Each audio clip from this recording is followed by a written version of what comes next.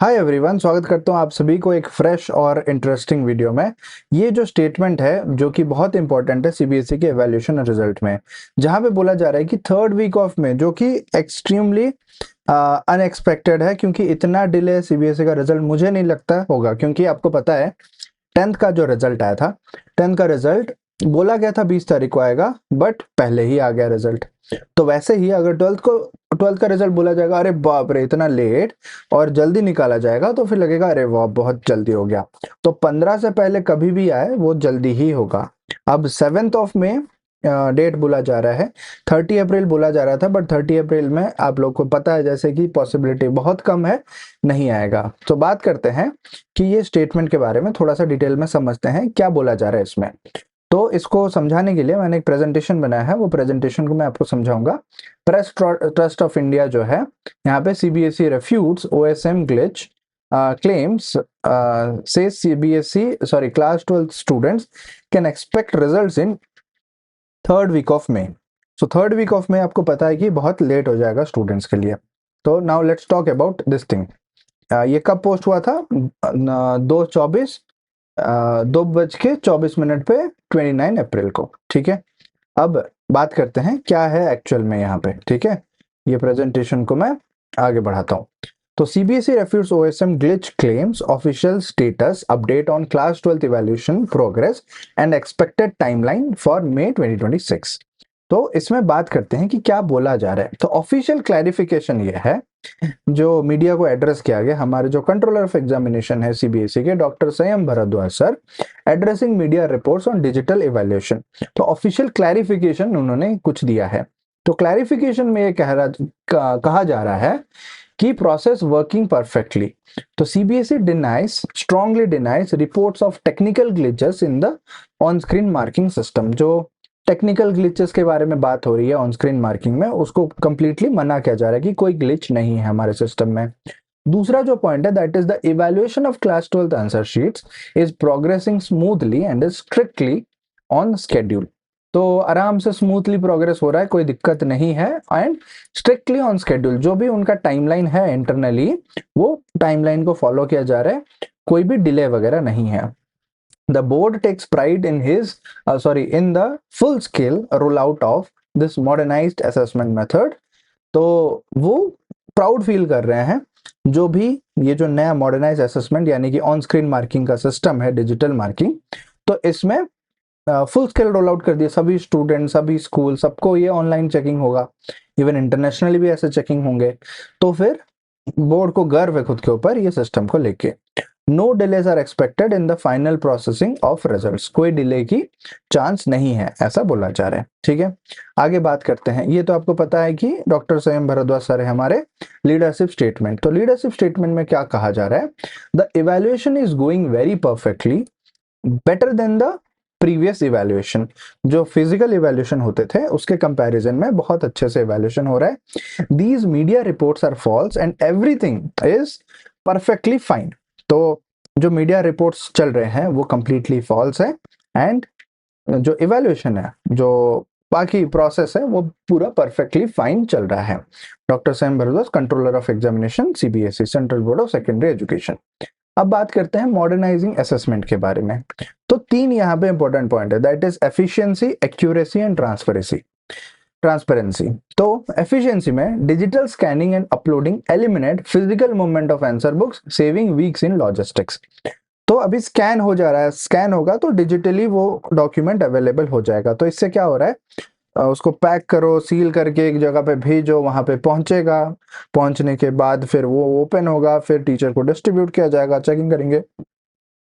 ये जो लॉजिस्टिक का प्रॉब्लम है वो पूरा सॉल्व हो गया। पेपर खत्म हुआ, स्कैन हुआ और डिजिटली अवेलेबल हो गया। सेकंड जो पॉइंट है, that is accuracy. Automated totalling removes common manual errors. The system forces a structured marking pattern for fairness. तो वो पैटर्न फॉलो कर रहे हैं, इजीली इवेल्युएट हो जा रहा है, सारे सम हो जा रहे हैं, और सम होके फाइनल टोटलिंग जो है वो हो जा रहा है। तो टोटलिंग करते टाइम जो मैनुअल एरर होता था, इंसानों के जरिए से जो गलती होता था, वो गलती कंप्लीटली रिमूव हो गया है। Now let's talk about transparency. तो ट्रांसपेरेंसी में क्या बोला जा रहा है? Every marking action is recorded digitally, enhancing accountability and reducing the need for post result evaluation. So post result evaluation में क्या होगा कि अगर किसी स्टूडेंट को कॉपी चाहिए, फोटो कॉपी ऑलरेडी स्कैन होके है, वो आपको मिल जाएगा। टोटलिंग का स्टेप मोस्टली डिलीट कर दिया जाएगा क्योंकि मशीन टोटलिंग करता है, तो फिर बिल्कुल सही से ही होता है सारा चीज। तो जो रिजल्ट आने के बाद जो प्रोसेस होगा वो बहुत स्मूथ हो जाएगा। अब बात करते हैं इवैल्यूएशन मेथड कंपैरिजन के बारे में। क्लास 10th और 12th वर्सेस यहाँ पे इवैल्यूएशन मेथड के बारे में थोड़ा सा बोला जा रहा है। सो इवैल्यूएशन मोड क्लास 10th के लिए आपको पता होगा ट्रेडिशनल फिजिकल मोड ही यूज हुआ, 12th के लिए digital on screen marking OSM। Answer script format का जो है वो फिजिकल बुकलेट में है क्लास 10th के लिए, 12th के लिए स्कैन्ड डिजिटल कॉपीज। और क्लास 10th के लिए टोटलिंग मेथड कैसा है, मैनुअल कैलकुलेशन। तो ये कहा जा रहा है कि 10th वालों पे एरर होने के चांसेस हैं, लेकिन 12th वालों पे गलती बिल्कुल नहीं होगा। अच्छी बात है क्योंकि 12th वालों का करियर डिपेंड होता है, पूरा एकदम एडमिशन, कॉलेज सब कुछ डिपेंड होता है 12th के रिजल्ट पे। Now totalling method, automated system totalling होता है क्लास 12th में, सीनियर सेकेंडरी में। वेरिफिकेशन नीड, तो हायर मैनुअल रीचेक्स, मैनुअली बार बार चेक करना पड़ेगा, 2 से 3 लोग चेक करना पड़ेगा, फिर जाके सही होगा कि हाँ चलो अब कोई दिक्कत नहीं है, सब कुछ सही हो रहा है। बट 12th वालों के लिए मिनिमाइज्ड वाया सिस्टम ऑडिट, तो जो वेरिफिकेशन की जरूरत है वो बहुत कम हो गया है क्योंकि सिस्टम ही ऑडिट कर लेता है, सारा इवैल्यूएशन हो जाता है उसमें। ठीक है, now let's talk about the next point, that is evaluator experience. तो यहाँ पे शायद एक फोटो था, वो अभी नहीं आ रहा है। सो इवैल्यूएटर एक्सपीरियंस में ये बोला जा रहा है, feedback from teachers has been overwhelmingly positive. Teacher लोग कह रहे हैं, जो इवैल्यूएटर कह रहे हैं कि हमें बहुत अच्छा लग रहा है। Many have sent messages expressing satisfaction with the ease of use। तो इनिशियली वो जो सिस्टम था समझने में टाइम लगता था, बट आई थिंक और भी इंटरनली ट्रेनिंग हुआ होगा जिस वजह से अभी वो लोग कह पा रहे हैं कि ये सिस्टम बहुत अच्छा है और काफी फास्ट है। Even those not assigned duties have shown interest in participating, indicating the system's high acceptance rate. They are fortunate to work with the system, noted Bharadwaj regarding teacher responses. तो teacher लोगों का ऐसा response है। तो मैंने भी faculty लोगों से बात किया, जो इवैल्यूएटर लोगों से बात किया, तो उनका भी कहना है कि शुरू में थोड़ा सा दिक्कत हुआ था सिस्टम को समझने में और सारे बटन्स को कहाँ पे क्लिक करना है, कैसे मार्किंग करना है, बट एक बार पैटर्न में आ जाते, क्योंकि फिजिकल चेकिंग में जब शुरू में चेकिंग किया होगा फर्स्ट टाइम तब ऐसा लगा होगा, बट विद टाइम जैसे डिजिटल हम लोग ये अपडेट बनाते हैं वीडियो न्यूज वगैरह, तो ये किसी फैकल्टी को और टीचर को बताओगे तो उनको टफ लग सकता है क्योंकि वो उतने इक्विप नहीं है वीडियो बनाने में, सिस्टम्स में। बट धीरे धीरे जब वो बनाने लगेंगे तब उनको इजी लगेगा, हमारे लिए बहुत इजी हो गया है। वैसे ही वो कॉपी चेकिंग हमें पकड़ा दो तो फिर हमें डिफिकल्ट लगेगा, उन्हें इजी है। तो डिजिटल ऐसे चीजें उनको वैसे लगा। नाउ ग्लोबल एग्जाम स्केल, तो ग्लोबल एग्जाम में 46 लाख स्टूडेंट्स एनरोल्ड हुए थे, क्लास 10 12th मिला के यहाँ पे बात हो रही है। और अगर ओनली 12th की बात करें तो वहां पे 18 लाख स्टूडेंट्स थे।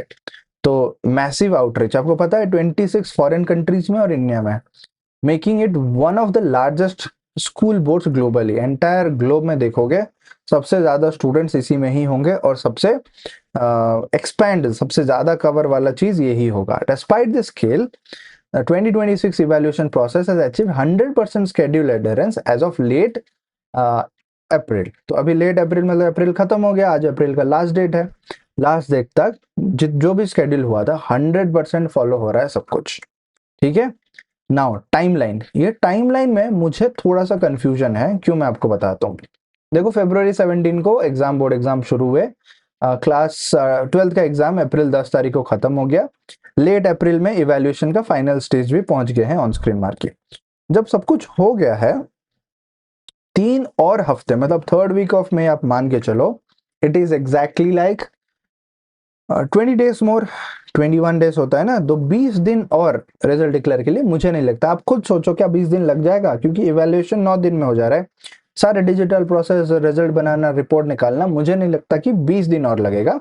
अगर एक्चुअल में हम कैलेंडर में देखें कि जैसे मई 13 तारीख 15 तारीख के आसपास आता है, तो वैसे कैलेंडर में देखा जाए तो 3rd वीक ही है, 12 11 12 13 14 15 ये जो 5 दिन है मंडे से लेकर फ्राइडे, ये आपका थर्ड वीक ही आता है, क्योंकि May first is Friday, second is Saturday, third is Sunday, तो ये फर्स्ट वीक खत्म हो गया 3 दिन में ही। फिर दूसरा वीक आता है 4 से लेकर 10 तक, फिर 11 से लेकर 17 तक होता है थर्ड वीक। तो उस हिसाब से देखा जाए तो 11 12 13 14 वो जो वीक है उसमें एक्सपेक्टेड है, बट एक्सपेक्टेशन थोड़ा सा लेट देंगे, अगर रिजल्ट जल्दी डिक्लेयर कर जाते हैं तो फिर उनके लिए अचीवमेंट होगा। तो that was the point. Now आगे बात करते हैं अबाउट इवैल्यूएशन एफिशिएंसी कंपैरिजन। जो ट्रेडिशनल इवैल्यूएशन है दैट इज अराउंड 12 डेज पर साइकिल। जब भी वो एक बार एग्जाम होता है तो 12 दिन लग जाते हैं इवैल्यूएशन में, लेकिन ओएसएम से वो 25% फास्टर हो गया, यानी कि 25% फास्टर हो गया, 9 दिन में ही कंप्लीट हो जाएगा जो 12 दिन लगते थे। क्योंकि ट्रांसपोर्ट करना, इवैल्यूएशन जो मतलब एक्चुअल इवैल्यूएशन की बात हो रही है, transportation and all not included, क्योंकि ये ट्रांसपोर्टेशन में भी टाइम जाता था पहले। OSM system has reduced the standard evaluation period by approximately 25%, enabling faster processing and earlier preparedness. ठीक है, so avoid speculation बोला जा रहा है यहाँ पे। The board advises students and parents to rely strictly on official updates via cbse.gov.in। अगर हम CBSE के साइट पे जाएंगे, मेन वेबसाइट पे जाएंगे, यहाँ पे ऐसा कोई नया और अपडेट नहीं आया है, बस online level anti doping education and awareness ये है। और उससे पहले पेरेंटिंग कैलेंडर रिलीज हुआ था 29 को ही, उसका लाइव स्ट्रीम किए थे वो ट्विटर पे।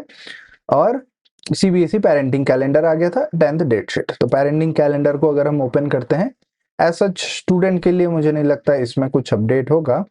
यहाँ पे उन्होंने कवर किया था फोटोज वगैरह है और स्ट्रक्चर ऑफ पेरेंटिंग कैलेंडर, बस सेक्शन 1 ऐसे है। तो एग्जाम रिजल्ट रिलेटेड 12th के तो इसमें कोई चीज नहीं है। सो ये चीज हो गया, and the result will be declared when they are prepared, people should wait until then. Doctor Sanyam sir ने ऐसा बताया है कि जब प्रिपेयर हो जाएगा तब डिक्लेयर हो जाएगा। CBSE को भी कोई ऐसा नहीं है कि वो रिजल्ट आपका लटका के रखे। So thank you. Evaluation queries and results tracking official portal जो है results.cbse.nic.in पे रिजल्ट चेक कर सकते हैं। ये इमेजेस के सोर्सेस वगैरह हैं जहां से फोटो उठाया गया है। So that was the update. अगर वो बिल्कुल सही निकलता है तो फिर third week of May will be a bit late, but उससे पहले डेफिनेटली आ जाएगा। सो तब तक आप चैनल को सब्सक्राइब कर लो सारे डिटेल अपडेट के लिए। मैं एक और वीडियो बनाऊंगा कल, जहाँ पे ग्रेस मार्क्स को लेके मैं अच्छे से समझाऊंगा कि कैसे यहाँ पे स्टेप मार्किंग सबको मिलेगा। 100% सभी स्टूडेंट्स को स्टेप मार्किंग मिलेगा। ऐसा बिल्कुल नहीं होगा कि कोई स्टेप में आपका मार्किंग छूट जाए। तो वो वीडियो को डिटेल में ध्यान से देखना। Thank you so much.